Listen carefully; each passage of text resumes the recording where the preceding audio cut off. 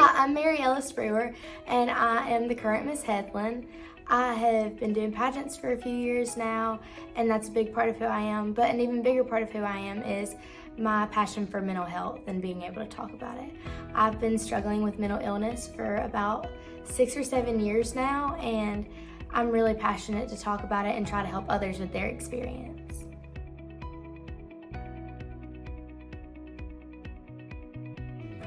So in the 5th grade, I remember going to my first audition and looking at my mom as I'm about to walk up on stage, and I told her, I think I'm dying, I can't breathe. My mom had been a nurse for almost 20 years, so she took me out into the hallway and began to examine. Thankfully, I found out I was not dying, but she explained to me after I described my symptoms I was having a panic attack, which, though they feel similar, thankfully they are not. I continued to struggle with anxiety and panic attacks, especially moving schools the next year. I was so worried that being in a new environment, people might think of me different or go ahead and have this mindset of who I am. And I did not want to give them any reason to try to single me out. I wanted to blend in with the crowd. But the older I've gotten, the more I've realized that anxiety and my experience with depression as well has made me who I am. I can now comfort people, and it's made me stronger. Like many people, COVID and 2020 affected me greatly. When the world shut down, so did my ability to talk to my friends and family also. I could no longer see my grandma that I got to see every day, and both of my parents were essential workers, so I was home by myself every day. It was a struggle. I felt like I was separated from everyone in the worst way possible, not just for my safety, but felt for also my insanity. I felt like I was going crazy, and I thought maybe I'm just weird, maybe it's normal, maybe it's not, but I didn't want to say anything because I didn't want to be judged for it. I finally got to the point where I knew that something was wrong, and I talked to my mom and I explained to her that I had began to feel, what if the world was better without me? What if I am a problem? What if I could make everyone around me happier by just disappearing? She explained to me that that was so far from the truth, especially for her, and that she didn't know what she'd do without me. I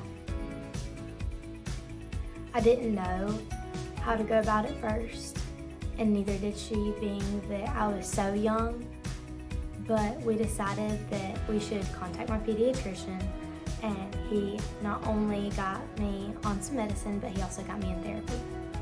It took me 2 to 3 different medicines to finally find the one best for me. And that really that hurt my feelings because I felt my body's not taking the help it's being given. What is wrong with me? Why do I not want to fix the problem on my own? But I realized that it's more about finding what works best for me than finding what do I work best for. It was about personalizing it for me, and that's what my goal was. I also tried a few different therapists, which one worked best for me, and now I have an amazing personal therapist, and she helps me all the time. I don't know what I'd do without her. But thankfully, I have been able to overcome the stigma attached to mental health and the negativity that some people associate with it. And I've also been able to explain that there's nothing wrong with feeling the way I do or the way others feel. We're all different, and so are our experiences. And that's the key to being a society and growing, is to being able to understand how we're different and how we can learn from each other.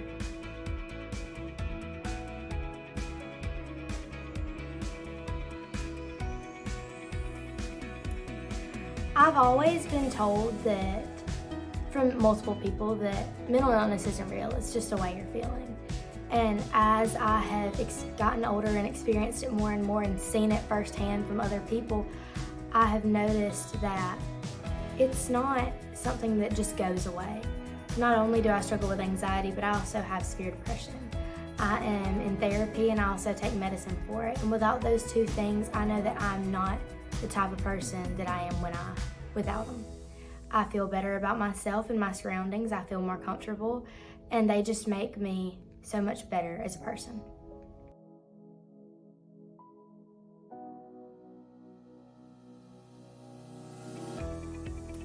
So in the mornings I wake up and the first thing I do is take my medicine and pray. That's a big thing for me. That helps me feel better. But I will go through mood swings throughout the day, and sometimes I notice I'm getting a little anxious or my legs starting to shake, and like I said, I find my 5 and I work on breathing exercises. And then for my depression, it doesn't always help, but I try to think about the big picture. How is tomorrow going to be? How is the rest of my life going to be infected by this one little day that is going to be fine and just a memory?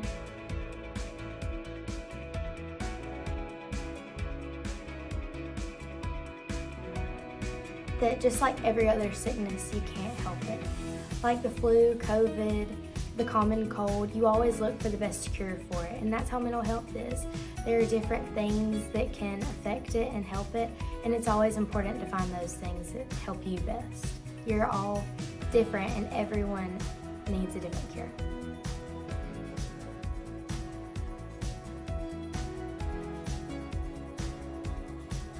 I was scared when I realized I had mental problems, or I thought of them as problems, but the more and the older I've gotten, the more I realized that's who I am. It's not a bad thing. I talked to my mom about it, and she helped me realize that it's okay to have these things. It's normal. But the most important part about having them is finding help. I was so worried that people's perspective of me might change, or that my perspective of myself might change.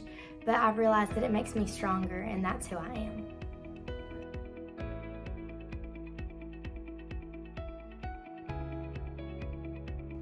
Don't ever be scared to seek help. I was so worried about being in middle school. I was so worried that people might make fun of me or hear that I have this and think less of me. But I've realized it makes me a better person to be able to be that one that can comfort people. I now am the one that my friends try to come to when they have problems. So there's always good in the situation as long as you find it. It's just based off how you look at it.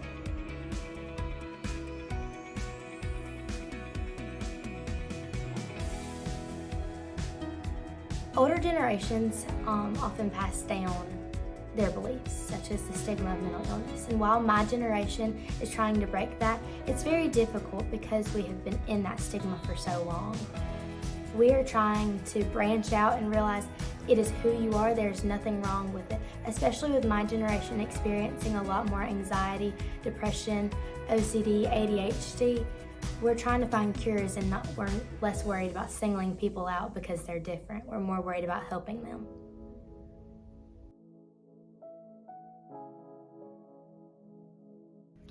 I also want to talk about the importance of finding help, especially if you're even slightly worried you might need it. Thankfully, in the Wiregrass, we have many people ready to help us at any second. We have Spectra Care, but we also have local psychiatrists, physicians that are ready to help you medicate, and therapists. The most important one is 988, which is a 24-hour hotline, crisis hotline ready to help whenever you need it.